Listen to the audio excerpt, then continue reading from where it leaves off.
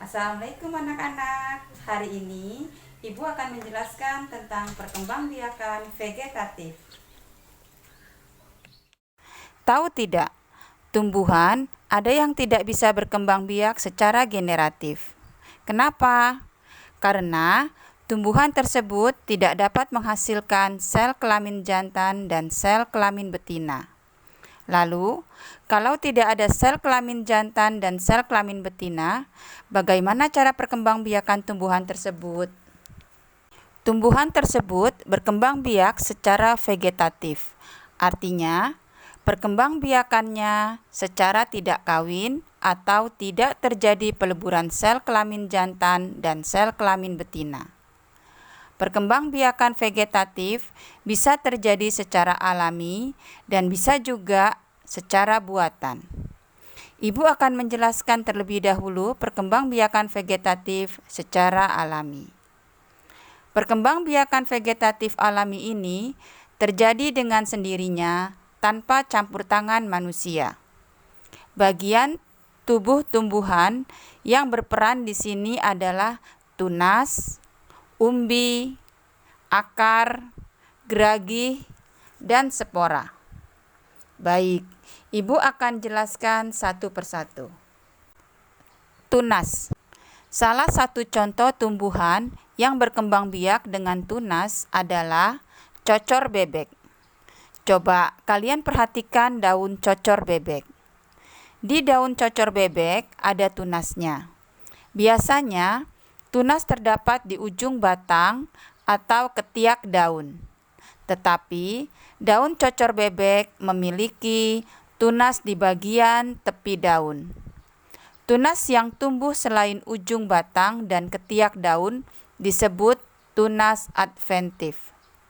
Jadi, tunas-tunas pada daun cocor bebek ini disebut tunas adventif karena tumbuhnya bukan di ujung batang dan ketiak daun.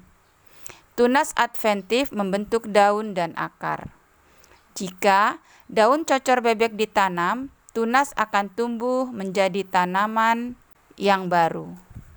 Contoh tumbuhan lain yang berkembang biak dengan tunas yaitu pisang dan tebu. Pada tumbuhan ini, tunas tumbuhnya di bagian akar. Umbi.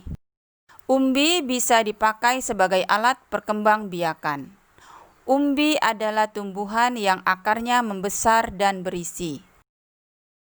Ada 3 jenis umbi yaitu yang pertama, umbi lapis. Disebut umbi lapis karena umbi ini merupakan pelepah daun yang berlapis-lapis. Contohnya, bawang putih, bawang merah, dan lain-lain. Yang kedua, umbi akar. Disebut umbi akar karena perkembangbiakannya dengan cara akar yang bergelembung menjadi buah. Contohnya yaitu pada singkong, wortel, dan lain-lain. Yang ketiga, umbi batang. Disebut umbi batang karena akar dari tumbuhan menggelembung menjadi umbi. Umbi yang ada pada batang ini sebetulnya adalah cadangan makanan bagi tumbuhan itu sendiri. Contohnya yaitu kentang, ubi jalar, dan lain-lain. Jika umbi ini kita tanam, maka tunas bisa tumbuh menjadi tanaman baru. Akar tinggal. Akar tinggal adalah batang tumbuhan yang tumbuhnya menjalar ke bawah permukaan tanah. Contoh tanaman yang berkembang biak dengan akar tinggal adalah lengkuas, kunyit, dan lain-lain. Geragih.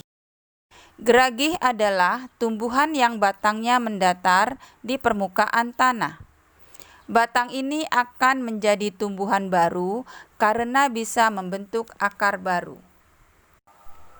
Contoh dari geragih adalah tanaman stroberi. Spora. Coba perhatikan daun pada tumbuhan pakis. Di sini akan terlihat bulatan-bulatan coklat pada daunnya. Bulatan coklat ini disebut sporangium. Di dalam sporangium inilah terdapat spora. Jika sporangium pecah dan jatuh di tempat yang sesuai, maka akan tumbuh menjadi individu baru. Lalu, bagaimana perkembangbiakan tumbuhan dengan cara vegetatif buatan? Di sini sangat memerlukan bantuan dari manusia karena tidak bisa terjadi dengan sendirinya. Manusia bisa mengembangbiakan tanaman dengan cara mencangkok, stek, okulasi, dan merunduk. Demikianlah anak-anak penjelasan dari Ibu. Semoga kalian semua dapat memahaminya ya. Terima kasih. Wassalamualaikum warahmatullahi wabarakatuh.